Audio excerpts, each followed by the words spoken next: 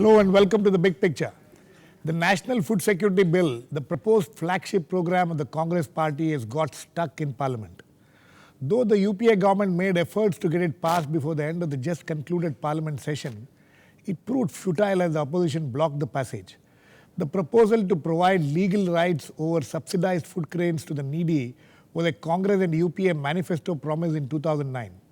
The proposal, which has been through the works, including the parliamentary standing committees, however, has still many flaws according to some analysts and observers, as well as activists. Though its proponents feel that the bill cannot wait anymore. For the ruling UPA and the Congress party, it's a bill which needs to be passed and implemented as soon as possible in view of its possible electoral dividends in the 2014 elections. In view of this, there is talk of bringing in an ordinance to pass the bill, while some in the government itself feel that such an important and path-breaking legislation should not be passed without a parliamentary approval. A proposal to call a special session is therefore being hinted at. Meanwhile, interestingly, banners and posters have started appearing around the capital, asserting the Congress party's commitment to get the bill passed. In view of all this, we will discuss today the pros and cons of this key legislation and see if it can wait for a special session or even the monsoon session, or an ordinance should be passed. To discuss this, I have with me today Biraj Patnaik, Principal Advisor to the Supreme Court Commissioners on Right to Food, Dr.Tajamul, Haque, former Chairman, Commissioner for Agriculture, Costs and Prices, Ministry of Agriculture, Bhavdeep, Kang, a senior journalist. Welcome to all of you. Biraj, first I'd like to come to you. When we are talking this, whether it should be an ordinance or a special session should be called, there is this underlying presumption that everything is okay. The bill is now, in a shape that it should be passed. Do you think the bill is in the right shape? Well, I think there are three things that government needs to do to get it into shape. One is to increase the entitlements, which is currently pegged at 25 kilos, to 35 kilos and make it uniform. Second is to include all the services of the ICDS and enhance children's right to food, the entitlements and the children's right to food. Do away with a single clause which is there in the schedule, which is allowing the backdoor entry of contractors. That's something the government must do. And fourth, create a stronger grievance redressal mechanism. I think the Right to Food campaign says that farmers' issues should be there. Other pressure groups say that, for instance, there should be a framework which does not allow genetically modified foods in this bill. People are saying irrigation, sanitation, a lot of things could potentially be there. But if these four flaws were addressed, I would say the bill is ready for discussion in Parliament, and if then the opposition parties can prevail on the government and get the numbers to get other amendments passed, most welcome. Dr. Haque? Dr. Haque, do you agree with him, or do you think that this bill should be passed in its present form and then we will see later? Some of the very eminent people have been talking like that. No, I personally feel that there is no hurry like that. Already we have such food security system in place through public food distribution system. So I don't think suddenly if we don't do it, and there will be chaos or some big problem. So I think government can certainly wait, discuss it properly in the parliament, and I don't think any political party for that matter will say that we don't need food security bill, because food is something like a basic right. Absolutely. And right to food means right to life. And the Constitution already provides some kind of guarantee of adequate means of livelihood, all kinds of things. But that way, this food security bill is much, and I should say, is not enough, is not adequate. It does not provide that kind of broad framework in which you provide the people with adequate food and nutritional security and also livelihood security. So there are problems with this. Plus, the way it has been framed in terms of the quantity of grains, the target groups, I think that also needs to be discussed. Why it is only 50%, not 100%? Why it is 75%, not 100% in the rural areas? How do you define this? And then how do you identify even 75%? There are several things. These were exactly the issues which we were discussing even 1 year back. Yes, exactly. Nothing seems to have, these issues doesn't seem to have been resolved. Right, there is no progress in this, and they have not discussed those issues. In fact, what is the problem in discussing in public with all stakeholders? The consumers forum, then the farmers forum. These farmers have to provide the necessary food grains. So what are the kind of things that you need to get from them and what kind of support? So even that is not discussed with them. So in a hurry if the government does something, I don't think this is a correct kind of approach. We are now joined in by Nilotpal Basu, Central Committee member of the CPIM. Nilotpal, I'll come straight to you.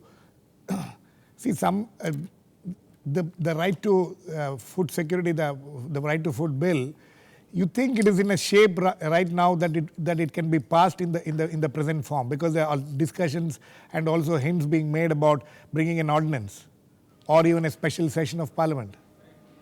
You see, when it was slated to be discussed in the House, our people had actually moved amendments because we thought that this was very important and this need to be properly discussed, and some of the amendments that we had moved also needs to be taken into consideration, and on the basis the bill be passed, because if even by what government is saying 67% people will be covered by the provisions of the bill, then it's a huge number, and I think under no circumstances can the government afford to push through an ordinance. So that is what we want, that let there be a proper structured discussion on this bill, and let every issue be thrashed out on the floor of the House. Nilotpal, some of the issues that Dr. Haque was talking about, and even Biraj was mentioning, see, these were some of the issues when this whole discussion, the debate on the food security started nearly 1.5 or 2 years or 3 years back. In 2009, the UPA government in its manifesto had mentioned it. See, it has been nearly 3.5, 4 years. This debate has been continuing in this country, but still, many of these issues, like who are the beneficiaries, is still a debatable issue. Why has it? And it has even gone through the Parliament committee. Why do you think all these issues are still remaining unresolved? That is because of the bias of the government. You see, a public distribution system which is intending to ensure food security cannot be exclusive in nature. Now, we have seen elsewhere also that wherever you go for targeted systems, ultimately targets gain precedence to the extent that a large number of people who should be otherwise entitled also get excluded.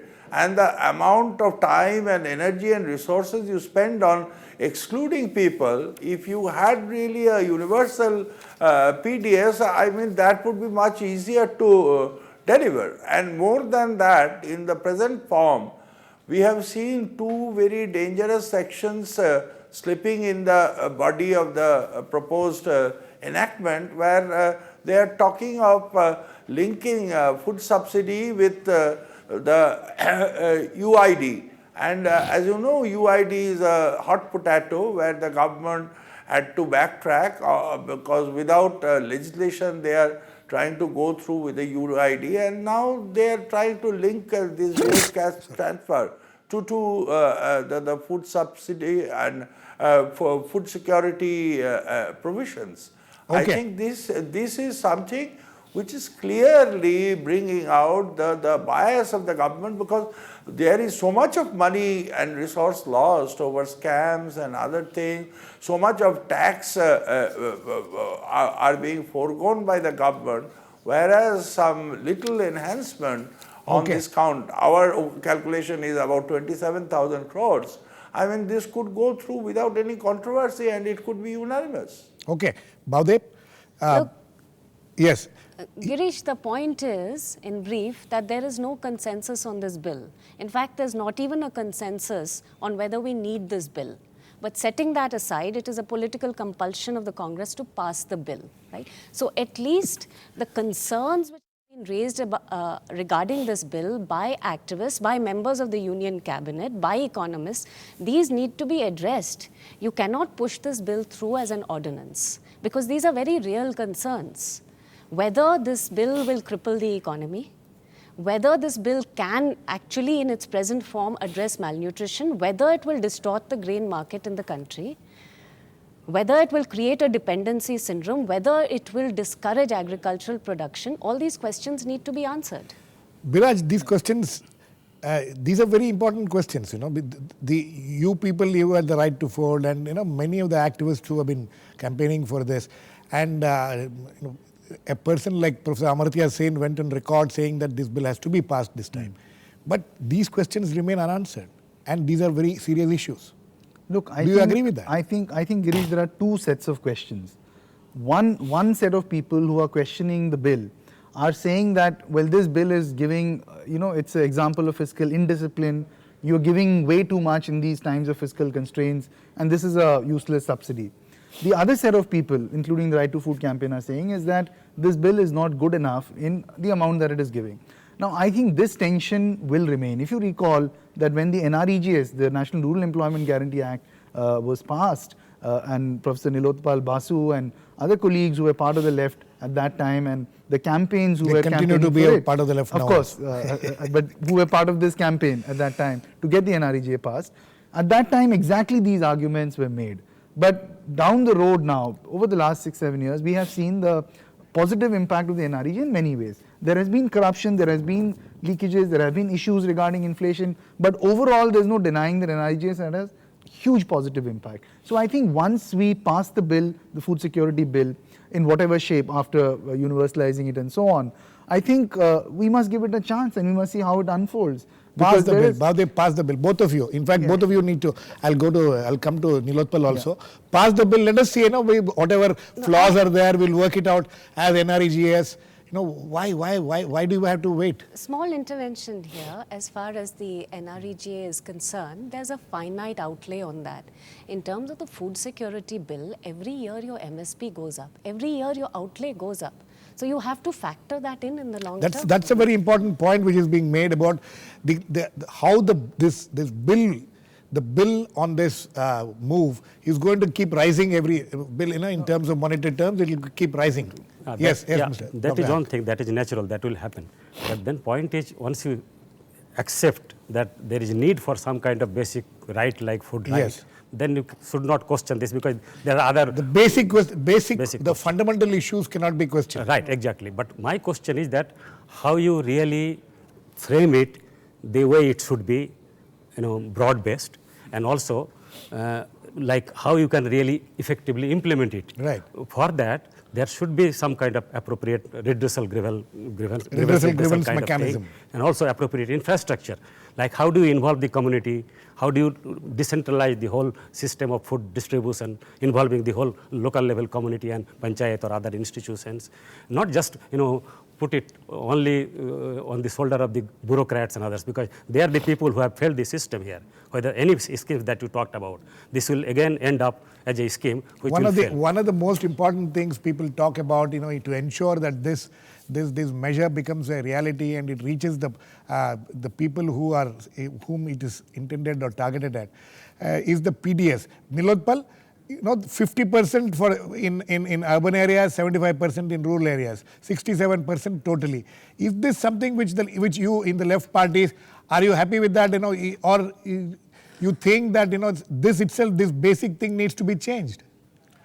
You see, fundamentally, our planning commission has not yet been able to finalize the definition of poverty line in this country. What goes on in the name of poverty line or poverty level is actually a distress level, and there are many people who ought to be considered or recognized as poor in this country. That is why we are saying that universal PDS would be the most appropriate, because the amount of oil you are burning for targeting and for computing the number of poor in this country, instead of that you can have a much easier go by universalizing the system. And what happens in targeted system is actually in trying to exclude a certain number of people, you tend to exclude much more, you tend to disempower more. And I'm little amused with Bhavdeep's concerns, because she is talking about the rising cost of these programs in the coming days, but we don't see similar concerns being raised when government go on raising the figures of taxes foregone or the amount of Foregone scam, taxes. the public money it Yes, devours. Nilotpal, We- Nilotpal, this is let me come to Biraj on this. Yeah. That argument of yours is well known about the difference between how people take up these issues. Anyway, Biraj. No, I think firstly, to address Bhavdeep's concerns, within the text of the bill, as it is, there is a provision that these prices are frozen till 3 years. Government always has the chance to increase the prices, because you cannot freeze the price at 1 rupee, 2 rupees and 3 rupees for all times to come. No, we are talking of the in costs. No, People that's talk what. of the If cost you- to the government also. If you raise the cost to the consumer after 3 years, which is already there in the bill, I mean, this bill doesn't say that till kingdom come, you'll get it at 1 rupee. It doesn't say that. So after 3 years, 4 years, whenever government deems it appropriate, they can raise the cost of food grains. And that has happened. The BPL prices are periodically revised, number one. Number two, the amount of food grains that are given under this can also be enhanced, because depending on whether you've had a good harvest, but today we are sitting on 80 million metric tons of food grains, and we cannot even export it out because the export prices are much lower. We have to subsidize the export. So this flexibility and options are there, and therefore I don't think that it's going to be a long-term fiscal burden in the way that it's being made out to be. And if it is, then please increase the tax to GDP ratio of this country. Please widen the tax base. Please reduce, on gold and diamond you're foregoing 65,000 crores of revenue. This bill is going to cost you 30,000. So taxes foregone. do that. Taxes foregone. Abandon the taxes foregone business, and then everything will be all right. Anyway, this discussion on this issue will always be there. But we need to go into a short break now. I'll come back. I'm sure Bhavdeep and Dr. Haque also wanted to intervene in this. Please keep watching. We'll come back very soon and continue this discussion. Welcome back. We are discussing the food security bill and asking whether it should be brought in form of an ordinance or it can wait till a special session or even the monsoon session. Bhavdeep, Yes. these are issues. Like he said earlier also, let us, it's okay, let us get the bill passed. There are other issues which there are going to be flaws. There is never a perfect law before, there's never been a perfect law. But there should not be a half-baked law. This is a huge opportunity. This bill is a game changer. It has political, social and economic implications. It is a political across the game board. changer. That is why there is this hurry to get the bill passed. Yes, but you cannot put the cart before the horse. In the last few years, we have seen how state governments have managed to coordinate their systems, their procurement, their storage, their distribution in order to bring down costs and ensure an efficient PDS. We have seen Tamil Nadu bring down its leakage to 7% or less. We have seen Chhattisgarh bring it down to 10% or less. We've seen Himachal Pradesh improve its PDS system. We've seen Orissa, Andhra Pradesh, Rajasthan, all have shown massive improvements. So you want all the states in the country to first improve the PDS system before this happens? Precisely. Otherwise, you're bringing in the bill too soon. No, Yes, I think Biraj. there is a section, again, this bill... But this bill Yes. also makes provision for Absolutely. improving In the fact, PDS. In fact, I mean, I want to reassure Bhavdeep that there is an entire section on PDS reforms which takes on the best practices of Tamil Nadu, Chhattisgarh, HP, all the states that have been mentioned, including computerization, doorstep delivery, decentralized procurement. All of that is part of the PDS section of the bill. Reform is not going to happen on its own. If you leave it to Bihar and UP to reform their PDS and then we will do it, some states may not be interested in reforming. There are state governments who have said that we don't want to reform the PDS. Sheila Dikshit, the Delhi Chief Minister, clearly says, she says, I don't want the PDS, I don't want to reform it, I just want to replace it with cash transfers. So I don't think that waiting for everybody is going to work. Cash transfers also very much part of this bill. Yeah, that is what is my kind of objection. Like when you talk of PDS reforms, it should not be mistaken or to include only cash transfer kind of thing. That is going to be a dangerous kind of thing. Because in the name of cash transfer, why you will do it, like in the name of PDS reform, you will switch over from this present system to cash transfer and then ultimately say this is fiscally sustainable and this is also manageable because directly we are giving the cash to the people, target group. The problem is this will never happen. And not only that, the present system of food procurement, MSP, giving incentive to the farmers will be lost. the government will, if you shift to or switch over to cash transfer, then government will not feel the need of procuring so much of grains from the farmers. And as a result, not only the MSP will go, ultimately in the name of reform, MSP will be abandoned. PDA, FCI will be closed, and Biraj? ultimately. No, Biraj, this is a real concern of the people. I think, see, and this I'm is sure, a concern. I'm sure you people also should be concerned Look, about it. the Right to Food campaign has been consistently raising this, but I don't think that government can really replace the PDS with cash transfers as easily as the Montek Singh Ahluwalias and the Manmohan Singhs want them to. For the simple reason that, Girish, today we are procuring 80 million tons and we have to distribute 60 million metric tons of food grains in the PDS. With this bill, it will become 67 million metric tons. With the balance, we are not able to prevent rotting, we are not able to export. We made a dog's breakfast out of storage. Now, under such a situation, can you imagine that we will be procuring 80 million from farmers, metric tons from farmers, or 100 million metric tons from farmers, not distributing a single food grain, grain of food and giving cash transfers? What will you do with the rest? You know, and Bhavdeep, no government in its right mind can replace procurement. No government, even with the wrong mind. Even UPA2 cannot do away with procurement. I think I disagree with you. Are you going to mess with the MSP? Are you going to dismantle the whole system of MSP and PDS? Is that what you're aiming at? Because then it has huge implications for farmers and for the entire agricultural economy. That is true. Yes, yes. No, Doctor. there I want, because you should not take the government on its kind of face value. This is a real danger. And in fact, it has happened in many countries, not just India. Pakistan has dismantled the whole system. Mexico has done it. Absolutely. So small countries probably can manage, but not a country like India. And once you dismantle that system, your whole food security system will be in danger. You will not. Nilotpal, is this the fear which you people also have? That this MSP system can be, and MSP and procurement system itself can be dismantled? But the bill itself talks about it. The bill itself talks about how this whole PDS system will be reformed. So are you not convinced with that? You see, reform for reform cannot be welcome. You see, reform in which direction? Reform to improve the efficiency of distribution, yes.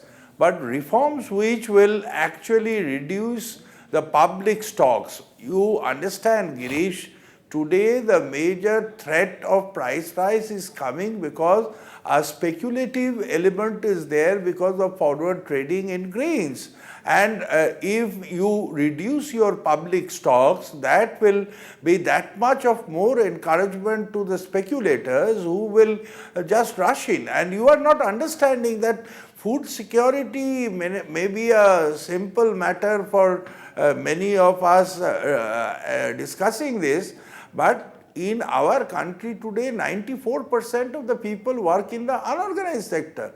Even in the organized sector, about 40% they are under contract and they do not have any semblance of social security. So food prices going up actually means a real cut on their income. So therefore, this is absolutely vital and you have to have public stocks because that will provide that much of assurance to the consumers of this section, and on the other hand it will discourage the speculators so much so that their business will remain restricted. I mean, you cannot liberalize these areas to the extent that it endangers your public stocks and food security. Okay, the last round, I want all of you, what are the three things which you want to see in this bill? You already mentioned four things. You think anything else can be? I think these four things, but I want to make a point, Yes. last point. My last point would be that what is being portrayed in the last few days is that it's the opposition which has blocked the bill, which is true because the session didn't happen. My question is, they didn't block the bill, they blocked the parliament. blocked the and parliament. bill But was, you see, bill was just a collateral yes, damage. But my question to the government is, what were you doing for 4 years? This featured in the president's address as something that the government would do within 100 days. But the filibustering by the bureaucracy, by the Prime Minister's office, by the Planning Commission, by the Rangarajan Committee, UPA2 is paying the price for its own indecisiveness and its own internal contradictions. No, but and the poor should not suffer for that. Biraj, the other argument is that It has taken 4 years. Even now, Dr. Haque says that there needs to be more discussion, more stakeholders should be brought in. 4 years, this is what has been happening. But still, we have not come to a stage where there is a consensus. Yes, Bhavdeep. Yeah, I want 3 or 4 things which you think which needs to be done if this bill, Yes. the bill is going to be passed is something which I think we need to, Accept. because today or tomorrow, whether ordinance, special session, whatever it's bound to be passed. But you want some changes in it. What are those If changes? you are going to pass this bill, then it should have universal coverage. Second, I agree with Biraj, it should have larger entitlements. It should not be an Aadha paid bill. And third, let's make it very clear that in order to properly tackle malnutrition, we must include pulses and edible oils in this bill. They do that in Tamil Nadu, actually. Yes, they do. Andhra Pradesh. In Andhra Yes, Pradesh. and they've begun In doing fact, that Tamil in Nadu was the Chhattisgarh. first state to introduce these things. Yes, Dr. Haque. Yeah, I think 3 points that I probably will make are like this. Number one, some of the state governments are already doing a better job in terms of providing that kind of food security. So at least that should be at par with them, not less than that, either in terms of entitlement, in terms of covering the people, and the way they have also improved the system. Less like 10% of leakages only in Chhattisgarh. Why don't you adopt that model and see this can be done? This is one. Second thing is that I will like this government to drop the term cash transfer in the name of PDS reform. You can do other reforms, but not cash transfer. That is going to be dangerous from all sides, I should say. There will be opposition or sufferings. So this second. And third thing is your grievance redressal kind of mechanism should be people-centered. Local institutions should be into the picture, not the bureaucratically led some district officer or something like that. So if at least there will be some people. Plus, I will say, it's the concerns or the amendments suggested by the opposition parties. They are a part of our democratic system. Absolutely. So you have to take their concerns also. It is not that you just ignore them. Okay, Nilotpal, very quickly, 2 or 3 things which you would like to see in this bill before it's passed. Universal provision increase to 35 kilos a week and a month, and also remove the sections which link this to direct cash transfer. Okay.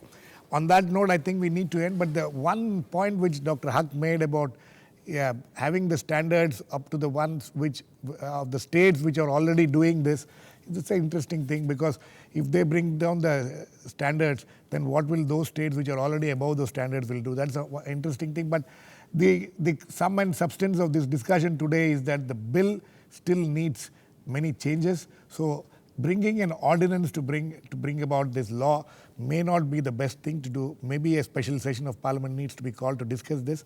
Thanks to all my guests, Nilotpal Basu, Dr.Tajamul, Haque, Bhavdeep, Kang and Biraj Patnaik. Please keep watching. We'll come back with another issue on the big picture, same time tomorrow.